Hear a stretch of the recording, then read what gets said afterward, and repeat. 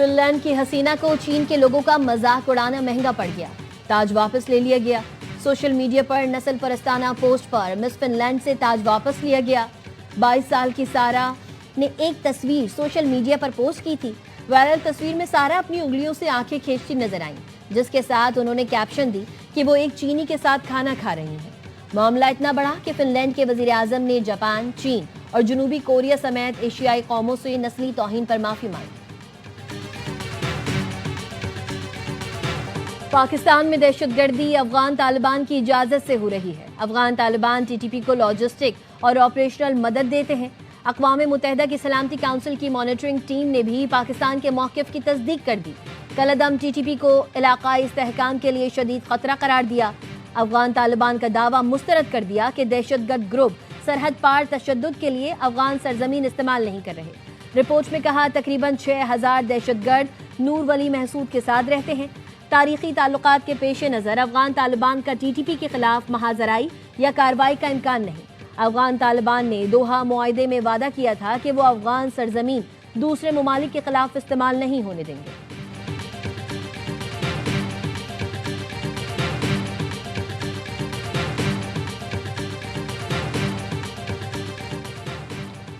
افغان طالبان قیادت میں مبینہ اختلافات شدت اختیار کر گئے۔ وزیر داخلہ سراج الدین حقانی اور افغان طالبان کے سربراہ ہیبت اللہ اخونزادہ میں خلیج بڑھنے لگی۔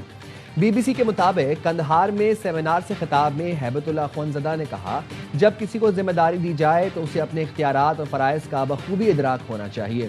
افغان طالبان کے نائب ترجمان نے ہیبت اللہ اخونزادہ کا ایک بیان بھی جاری کیا، جس میں انہوں نے قیادت کو لاحاصل امور سے گریز برتنے کا انتباہ کیا۔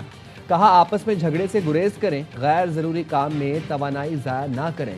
سراج الدین حقانی نے کہا تھا، جب کوئی حکومت خوف اور دہشت پھیلانا شروع کر دے اور اپنے ہی لوگوں کو ڈرائے دھمکائے تو وہ حکومت نہیں رہتی۔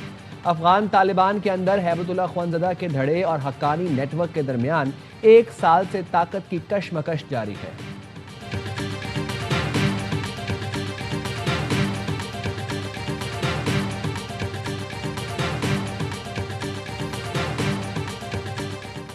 بھارت نے دریائے چناب میں بغیر اطلاع پانی چھوڑا۔ پاکستان نے سنتاز کمشنر کے ذریعے خط لکھا ہے۔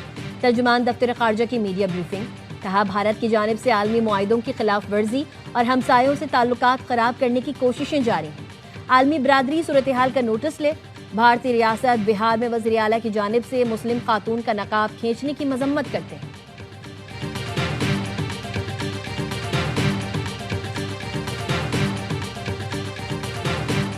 پاکستان اہل فلسطین کے ساتھ ہے۔ پاکستان علماء کونسل کے سربراہ علامہ طاہر اشرفی کہتے ہیں، حماس کو غیر مسلح کرنا، فلسطینیوں کے ساتھ محاذ آرائی میں ہم کسی صورت شریک نہیں ہوں گے۔ پاکستان کی فوج اور پاکستان کی حکومت عوامی جذبات کے برعکس کوئی فیصلہ نہیں کرے گی۔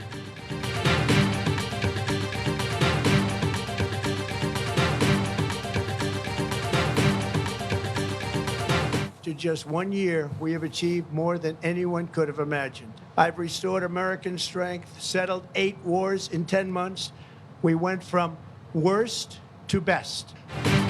امریکہ بدترین سے بہترین ہو گیا۔ بائیڈن پالیسیز دوبارہ نافذ نہیں ہونے دی جائیں گی۔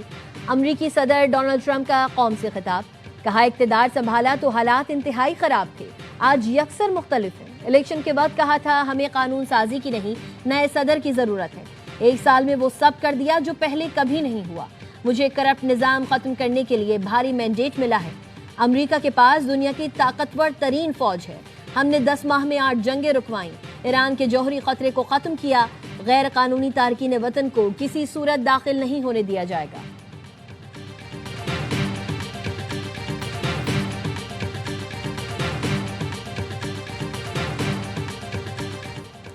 سڈنی حملے کے بعد آسٹریلیا میں نفرت پھیلانے اور نفرت انگیز تقریر کرنے والوں کے خلاف کریک ڈاؤن۔ آسٹریلوی حکومت نے نفرت پھیلانے والے غیر ملکیوں کے ویزے منسوخ کرنے کی تیاریاں شروع کر دی۔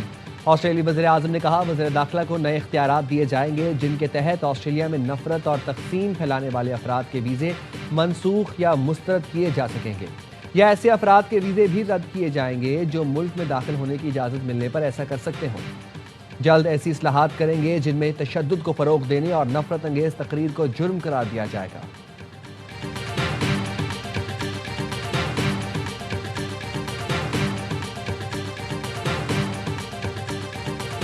A very sad incident took place on Bondi Beach in Sydney, Australia. As soon as the incident took place, we saw fake news all over the social media. And just by looking at the name of the attacker, very responsible media outlets quickly alleged that the attacker belonged to Pakistan. Sydney वाक़ये के बाद fake news की भरमार हुई। पाकिस्तान पर बगैर सबूत और तस्दीक के इल्ज़ामात लगाए गए। वफाकी वज़ीर इत्तलात अताउल्लाह तारड़ का नेशनल साइबर सिक्योरिटी की इख्तितामी तकरीब से खिताब। कहा नाम नेहाद आलमी मीडिया भी पाकिस्तान पर इल्ज़ामात लगाते रहे। आलमी इदारों से पूछा क्या कोई सबूत भी है? पाकिस्तान खुद दहशतगर्दी का शिकार मुल्क है। हमने बेपनाह कुर्बानियां दी हैं। पाकिस्तान दहशतगर्दी के खिलाफ फ्रंट लाइन का किरदार अदा कर रहा है। साइबर क्राइम के खिलाफ कार्रवाई में मुतादिद फेक सोशल मीडिया अकाउंट्स की निशानदेही हुई। साइबर सिक्योरिटी पॉलिसी मजीद मौसर बना रहे हैं।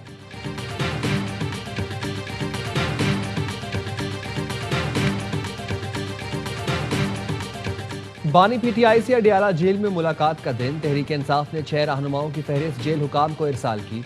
आफ्ताब आलम, अदनान कादरी, पीर मुसव्विर खान, मोहम्मद इसरार, लियाकत अली खान और तैमूर झगड़ा के नाम शामिल। पीटीआई रहनुमा आज मुलाकात के लिए अडियाला जेल पहुंचेंगे।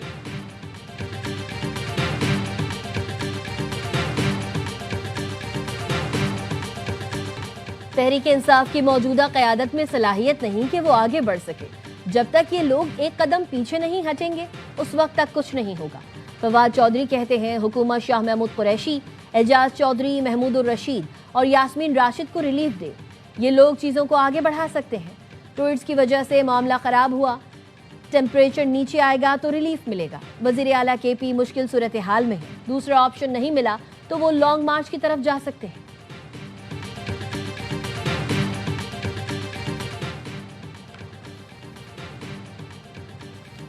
वज़ीर आज़म शहबाज शरीफ आज इस्लामाबाद टी चौक फ्लाईओवर का इफ्तिताह करेंगे। फ्लाईओवर 70 दिन की रिकॉर्ड मुद्दत में तामीर किया गया। वज़ीर दाखिला मोहसिन नकवी ने रात गए फ्लाईओवर का दौरा किया। कहा फ्लाईओवर की तामीर बहुत मेहनत से की गई, इसका क्रेडिट सबको जाता है। 4-5 माह से बिल्डर्स को पहले पर्चियाँ आना शुरू हुई, उसके बाद उनके दफातर पे फायर हुआ, फिर स्ट्रेट उनके लोगों पे फायरिंग शुरू हुई और कल परसों हमारे एक आदमी शहीद भी हुआ। कराची में बढ़ती हुई भत्ताखोरी बिल्डर्स का सबर जवाब दे गया। आबाद ने कारोबार बंद करने की धमकी दे दी। मसाइल के हल के लिए 15 जनवरी तक की डेडलाइन। चेयरमैन आबाद हसन बख्शी कहते हैं हमारे 10 अरकान को भत्ते की कॉल दुबई और ईरान से आई है। 5 करोड़ का तकाजा किया गया, ना देने पर फायरिंग से जख्मी किया गया। गुज़िश्ता रोज हमारा एक फर्द शहीद हुआ। 5 से 6 अफराद ने कराची की बिजनेस कम्युनिटी को यरगमाल बना रखा है। पंजाब में जिस तरह जराइम पेशा नासिर से निपटा जाता है वैसा ही सख्त रवैया यहाँ भी अपनाना होगा।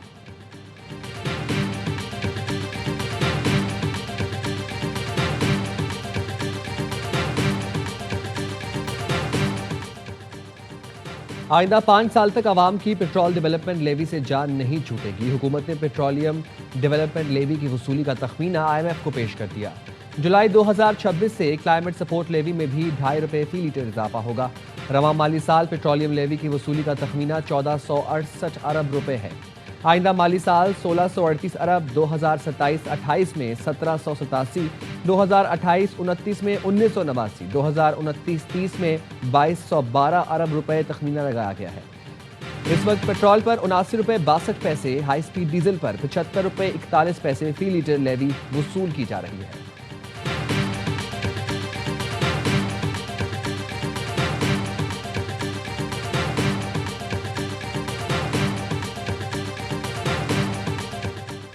हुकूमत ने बैकवक्त पेंशन और तनख्वाह लेने पर पाबंदी का नोटिफिकेशन वापस ले लिया। दोबारा मुलाजमत पर मशरूत तौर पर पेंशन वसूली का नोटिफिकेशन भी वापस। वजारत खजाना ने नया ऑफिस मेमोरेंडम वफाकी वजारतों और डिवीजन्स को इरसाल कर दिया।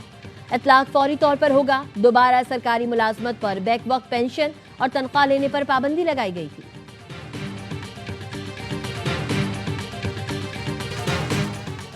महकमे मौसमियात की 20 से 22 दिसंबर के दौरान मुल्क के मगरबी और बालाई इलाकों में बारिश और पहाड़ियों पर बर्फबारी की पेशगोई। कहते हैं मगरबी हवाओं का सिलसिला 19 दिसंबर को बलूचिस्तान में दाखिल होगा। बलूचिस्तान, खैबर पख्तूनख्वा, गिलगित बल्तिस्तान और कश्मीर में बारिश और बर्फबारी मुतवक्के है। रावलपिंडी, मरी, गलियात, पोटोहार रीजन में बारिश और बर्फबारी का इम्कान है।